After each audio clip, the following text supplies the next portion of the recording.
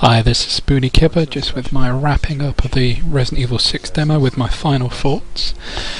In general, the look of the game, granted it might change slightly between now and release date, looks alright, but considering how long, say, PS3, 360 have been out, graphic-wise, you're going to say most games are looking pretty good nowadays, and Resident Evil 6 demo does look good.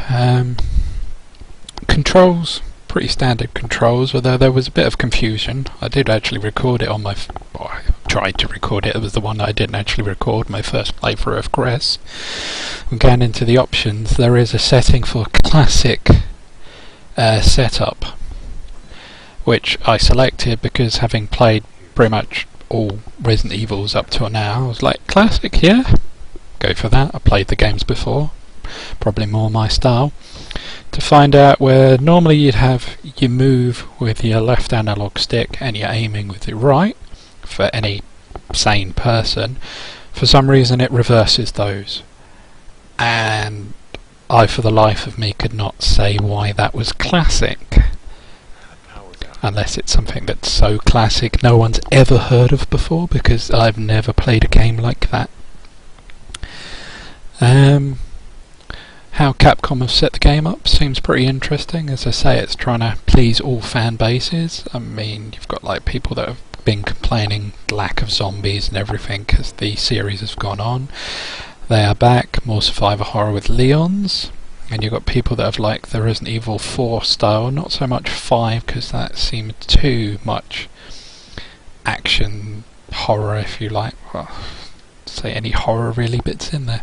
Action survival in number 5, but they seem to have gone too far with Chris's.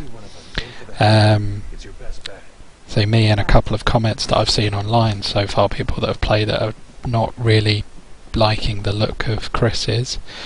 Maybe that will change. I say subject to change to the demo, but the game is out in a couple of months, so I don't know how much they could possibly change it before it comes out. And then you got good old Wesker Jr., which it does. Well, the demo was too short to get a real grasp of it, but I could see that having some real atmosphere. The fact that you are being chased by something that, if it is going to be like Nemesis, isn't going to stop. I mean, on the demo we put him down, but Nemesis, probably like this one, keeps getting back up. So you're going to have that constant, fear that you're being chased by big huge thing with a claw that's probably either going to do some real damage or maybe one kill you. I don't know, I didn't really want to get close enough to find out. So they seems to have done a good thing trying to please all the fan bases. The only problem with that I could see is how big is the game going to be. I mean, you've got, say, like previous Resident Evils, right, you've normally got a timer to beat it to get a special weapon, but they did last like several hours, or maybe in your first playthrough to get used to everything it could be a good day or two. Well, depends on your gaming speed, I suppose. But because they've chopped it up, is it going to mean like a scenario is only going to be like a couple of hours, 4 or 5 hours?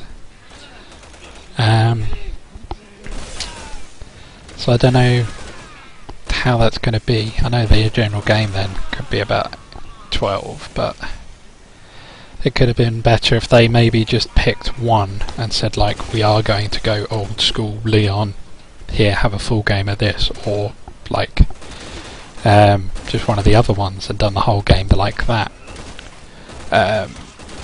So I'm not entirely sure how it's going to play out, the game lengths like this. But also I know that at certain points that you'll meet up with other people and it goes from co-op to 4-player. From what I've seen, that and the big Nemesis, that becomes like a 4-player battle, so that seems quite an interesting thing that they've done. Shame it wasn't actually in the demo, but then again they can't really give away all the juicy bits like right now for everyone to play. But I do wonder if the story changes at all depending on what scenario you do first. Like old school Resident Evils, well, I go for Resident Evil 2. where you had scenario 1 and 2, Claire and Leon, depending on who you placed first, would then change the outcome. Like some of the items were missing, you had the trench coat tyrant following that person, and bits and pieces like that.